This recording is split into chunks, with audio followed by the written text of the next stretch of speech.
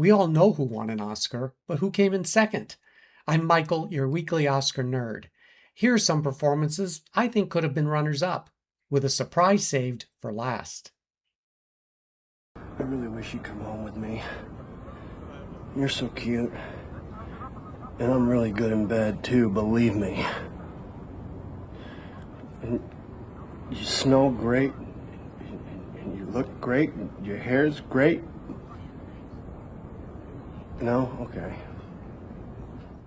Leaving Las Vegas brought Nicolas Cage the Best Actor Oscar for his intense performance in the 1995 film about an alcoholic's self-destructive battle with addiction.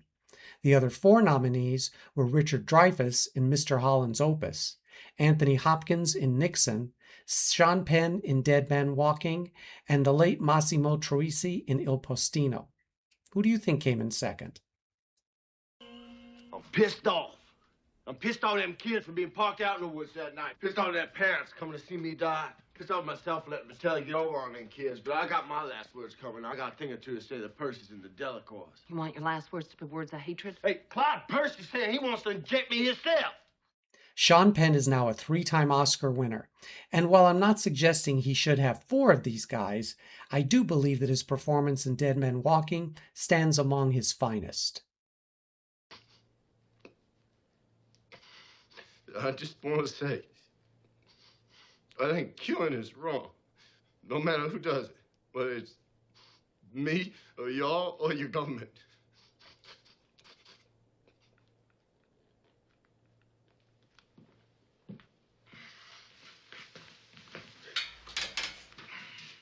As Matthew, a condemned prisoner on death row, Sean Penn's scenes with Oscar winner Susan Sarandon were powerfully moving. Because I never had no real love myself. Never loved a woman or anybody else myself much good. Well, figures I'd have to die to find love.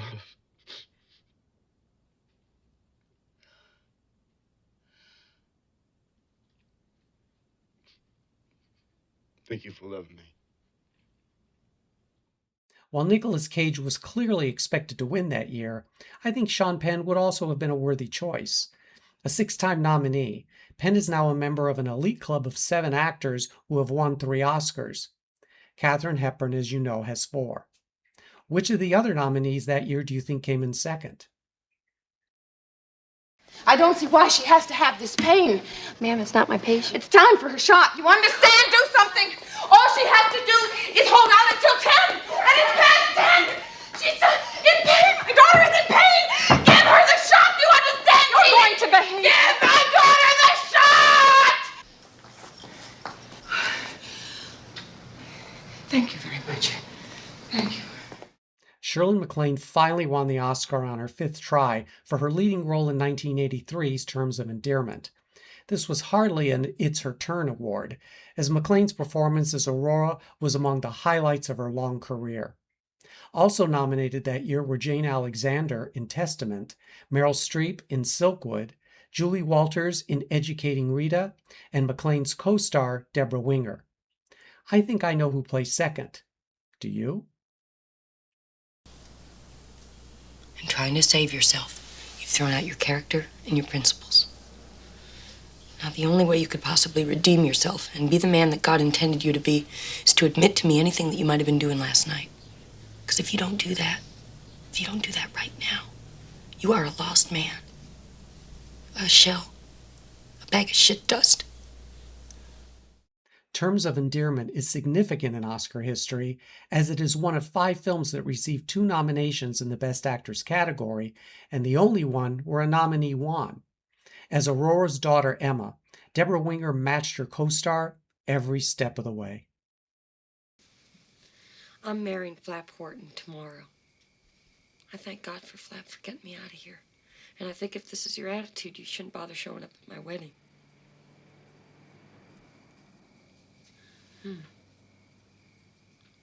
That's right. No, I think you're right. The hypocrisy was bothering me too.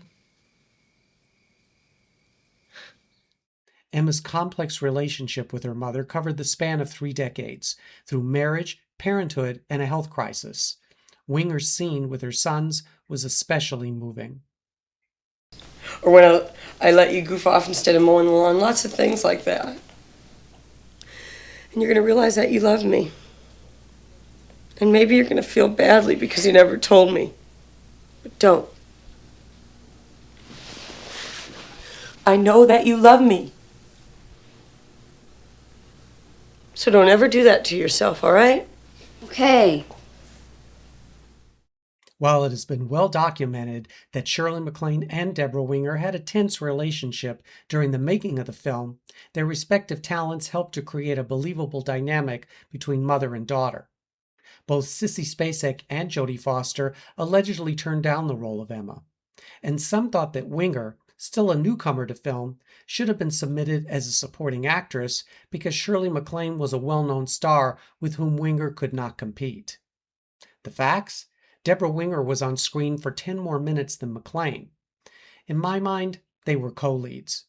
Do you think Winger's performance in terms of endearment garnered enough votes to place second? At the end of the video, I'll share what Shirley MacLaine purportedly whispered in Deborah Winger's ear as she went up to accept her Best Actress Oscar.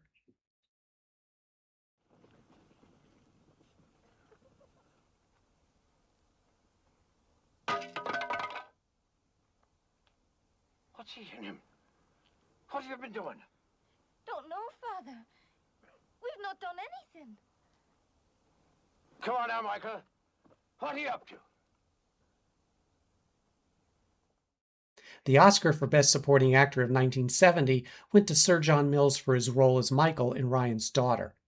The win has sparked disagreement among our fellow Oscar nerds, many who feel it is not the Academy's best choice. The 4 other contenders were Richard Castellano in Lovers and Other Strangers, Chief Dan George in Little Big Man, Gene Hackman in I Never Sang for My Father, and John Marley in Love Story. I'm torn here. Are you? The man from whom this hair came, he's bald on the other side, because I now own his scalp. That is the way things are. I could easily have chosen Gene Hackman for his excellent performance, but he was truly the lead in the film, so I'm giving myself an out.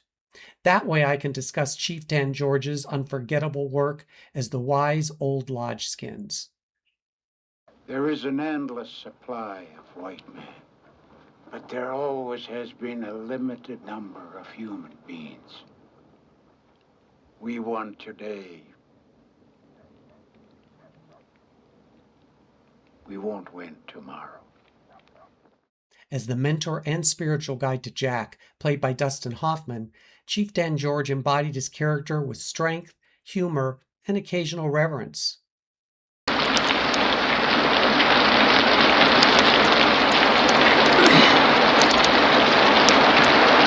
Am I still in this world? Yes, Grandpa. Hey.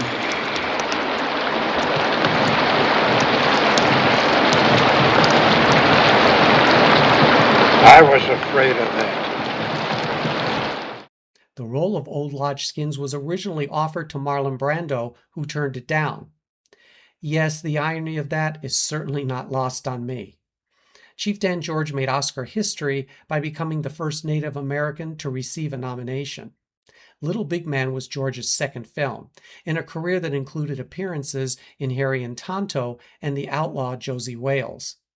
I can understand why the Academy of the 1970s voted for John Mills, but I can also imagine a more enlightened membership making a different decision.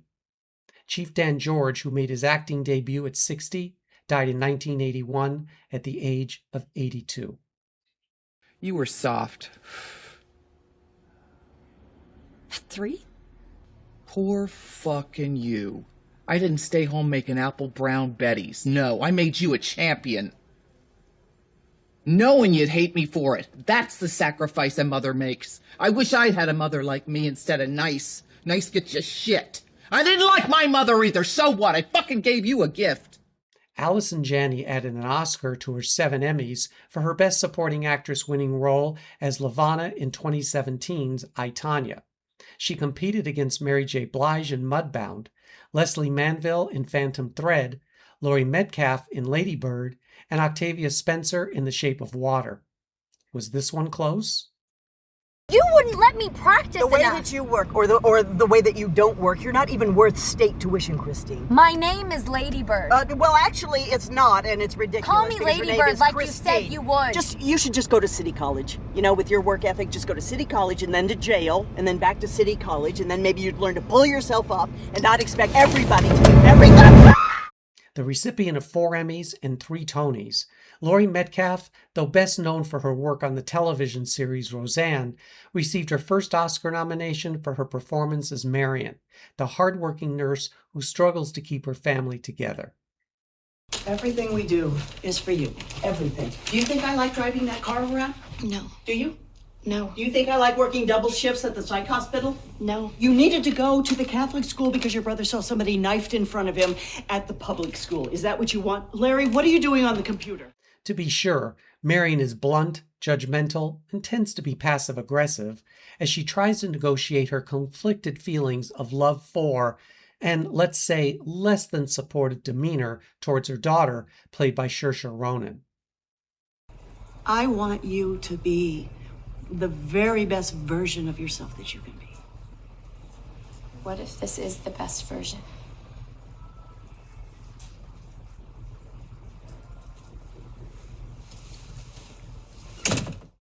No, I'm not focusing solely on divisive mother-daughter relationships.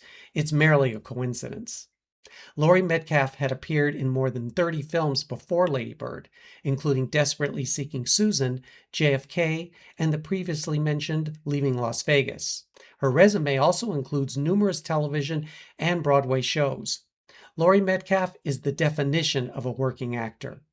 Did you know that she received more than 20 Critics Association awards for Lady Bird? Hard to imagine, since Allison Janney appeared to have swept all of the accolades for a performance that I thought was good, but not Oscar-worthy.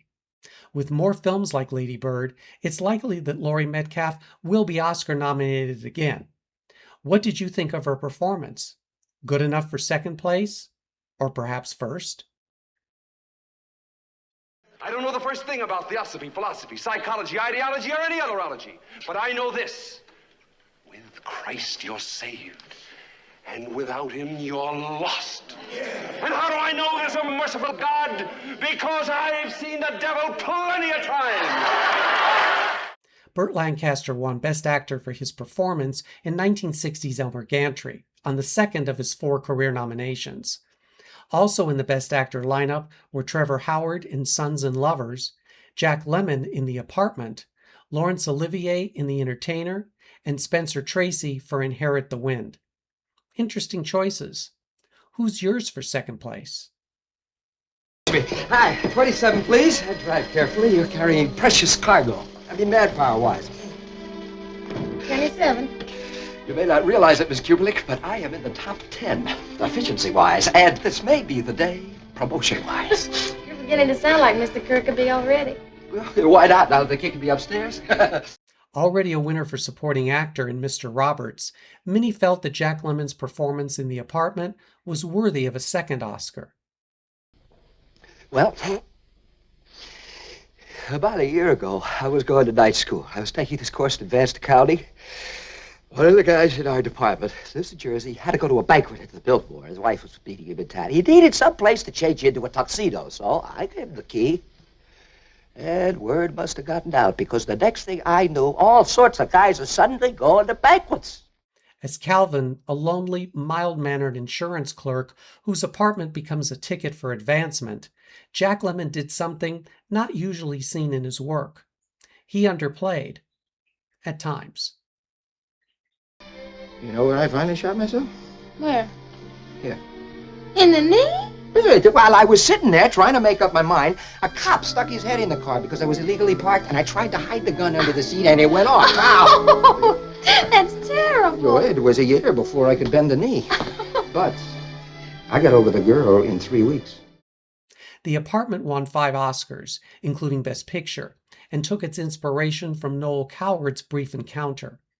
Director Billy Wilder wanted to work with Lemmon following Some Like It Hot, and though Wilder had a strict rule against improvisation, he allowed Lemmon to do so in 2 scenes. Jack Lemmon was Oscar nominated 8 times and won twice.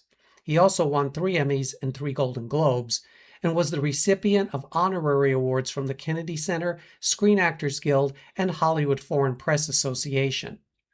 Truly versatile in both comedic and dramatic roles, Jack Lemmon died in 2001 at the age of 76. What you do in your father's garage? Tune-ups, oil changes, brake relining, engine rebuilds, rebuild some trannies, rear ends. Okay. But does being an ex-mechanic necessarily qualify you as being an expert on tire marks? No. Thank you. Goodbye. No Oscar nerd exists who doesn't know about one of the most shocking wins of all time, Marissa Tomei being named Best Supporting Actress for 1992's My Cousin Vinny. Here are the performances she beat: Judy Davis in Husbands and Wives, Joan Plowright in Enchanted April, Vanessa Redgrave in Howard's End, and Miranda Richardson in Damage. This one's going to be fun because I know there will be lots of differing opinions on who came in second. Here's mine. I had fantasized about being single many times. You know, it's hard to keep a marriage going smoothly, you know, frustration and baggage. I don't know. Woody Allen has had a solid track record in the Best Supporting Actress category for performances in films he wrote and directed. However, this time, Judy Davis, who I thought would win, was among those rare misses. It's me. You're living with her, aren't you? You've moved in together. Don't lie to me, Jack. You're living with someone. Because I know. Because I do. Yes, I heard. Don't give me that shit. It's been 3 fucking weeks. How did you meet someone so fast? Oh, bullshit. You had to have known it before. As was the case for most of Allen's female characters, Sally Simmons was a funny, caustic, and yes, complex woman. Bitter over her impending divorce, Sally took no prisoners. Hi, you... I'm fine. I'm fine. Listen, if you're having some kind of personal thing... Really, I'm okay. I'm looking forward to tonight. What are we seeing? Don Giovanni. A Don Juan story. I can only think of it as Mozart. Fucking Don Juans. They should have cut his fucking dick off. Come Oscar time, Judy Davis's name was most mentioned as the probable winner of Best Supporting Actress, though the other 3 nominees also had their share of support. On the other hand, no one was talking about Marissa Tomei. Woody Allen wrote the part of Sally with Mia Farrow in mind, but she chose to play the role of Judy instead. He next offered it to Jane Fonda, who bowed out when she and Allen disagreed on the direction the character should take. Judy Davis received great reviews for her performance and was on most of the year-end lists naming the best of 1992. She has made 5 films to date with Woody Allen. In addition to her 2 Oscar nominations, she is the winner of 3 Emmys, 2 BAFTA, and 2 Golden Globe Awards. She was great as Judy Garland and Hedda Hopper. Now, who do you think came in second in 1992? I done it, Prue. I escaped just like I said. Just like I figured. In the back of a truck, on the top. They rode me right out. Just like I figured. Only the tailgate opened up, Prue, about a mile back, and I fell out in the road. Frank Sinatra was the runaway winner of Best Supporting Actor in 1953's From Here to Eternity.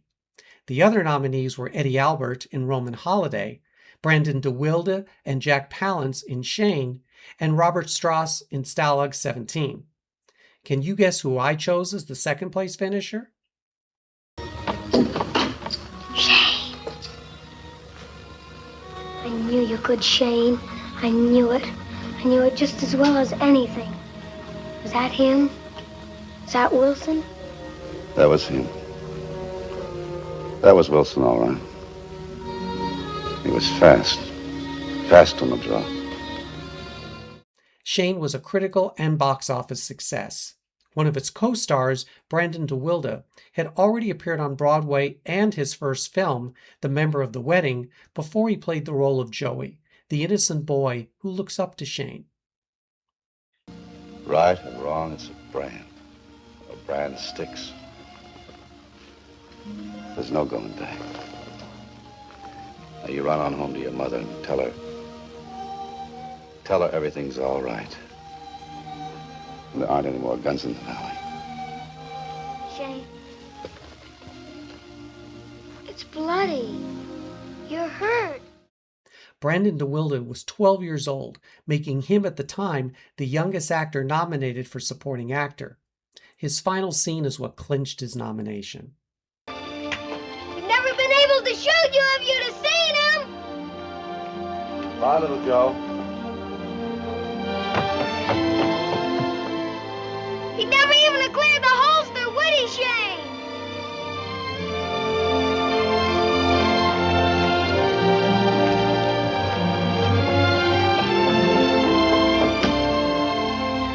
I've got things for you to do!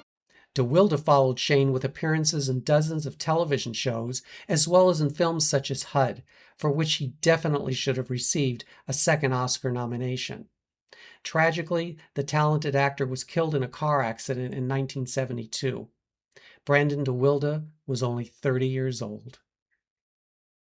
As promised, I'm going to discuss a race from years ago that Oscar nerds still talk about today. But before I do, I want to offer my thanks to you for watching this video. We're part of a special group that enjoys speculating on who came in second, and I'm so thankful that you're joining me in this fun exercise that no one else in our lives understands. If you're not yet a subscriber to the channel, become a member of our Oscar Nerd community and join us for a new video each week and daily polls where your votes are needed. Please like the video and share it with others whom you think would enjoy our never-ending love of, and sometimes frustration with, Oscar. But after it hangs around for 30 years and hasn't absorbed anything, I begin to wonder about it. What makes you think I'm 30? I didn't mean you. Oh, yes, you did. I swear. You certainly know how to get me so. I'm sorry. 30? Do I look 30 to you? No. But what'd you say it for? I don't know.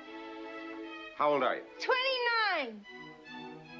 In one of the most talked about years in the Best Actress category, Judy Holliday's surprise, to some, victory for 1950's Born Yesterday is made even more interesting because of the performances she was up against. There was Bette Davis and Ann Baxter in All About Eve, Eleanor Parker in Caged, and Gloria Swanson in Sunset Boulevard. This could have been a five-way tie, but someone had to come in second, and I think it was this performance. Where's Mr. DeMille shooting? Stage 18, Miss Desmond. Thank you, Jonesy. And teach your friend some manners. Tell him without me, he wouldn't have any job, because without me, there wouldn't be any Paramount studio. You're right, Miss Desmond. Go on, Max. Sunset Boulevard has achieved iconic film status and is much more remembered today than Born Yesterday. And that's not taking anything away from Judy Holliday's memorable work.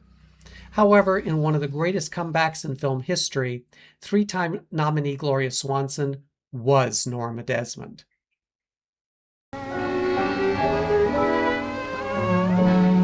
What a wonderful next year it's going to be. What fun we'll have. I'll fill the pool for you. Or I'll open my house in Malibu and you can have the whole ocean. And when our picture's finished, I'll buy you a boat and we'll sail to Hawaii. Stop it. You're not going to buy me anything more. Don't be silly. Here. I was going to give it to you at midnight. I'm sure I don't have to summarize neither the film nor who Norma Desmond was. Suffice it to say that Swanson's grandiose, over-the-top performance was the highlight of her film career. You don't know how much I've missed all of you. And I promise you I'll never desert you again. Because after Salome, we'll make another picture and another picture. You see, this is my life. It always will be. There's nothing else. Just us. And the cameras. And those wonderful people out there in the dark. So why do I think Swanson placed second in what one could argue was the strongest Best Actress lineup to date? Here's my take. In spite of my great love for Caged, I don't think Eleanor Parker had a chance, though she could have won in another year. What about the popular notion that Baxter and Davis canceled each other out? Nope, at least not to me. Baxter likely came in fourth, and I'm positive that Davis and Swanson were on the minds of most Academy voters. If those two actresses split the vote, that explains why Judy Holliday won. But I believe that she also had her share of support for a performance she created on the Broadway stage, even though it was, let's face it, miles from the dramatic work from the other four in the category. Bette Davis had already won twice, so despite her acclaimed performance, also considered a great comeback, I think she placed third. How close was Swanson to Holliday? We'll never know. Damn it. And I know some of you will say Davis was second because All About Eve had the most nominations and the film won Best Picture. Okay, fine. I'm just glad Gloria Swanson got the part, though legend has it that Mae West, Clara Bow, Norma Shearer, and Greta Garbo all rejected the offer to play Norma Desmond. It's a shame Swanson didn't win, but at least she got the Golden Globe. The silent screen legend died in 1983 at the age of 84. I'm now handing it off to you to share your thoughts on which performances you think came in second in the years discussed. I know we won't agree on everything, and that makes it all the more enjoyable. And until we meet again, as she began her walk up to the stage to accept her Best Actress Oscar, here's what Shirley MacLaine reportedly whispered in Deborah Winger's ear, along with how Winger allegedly responded.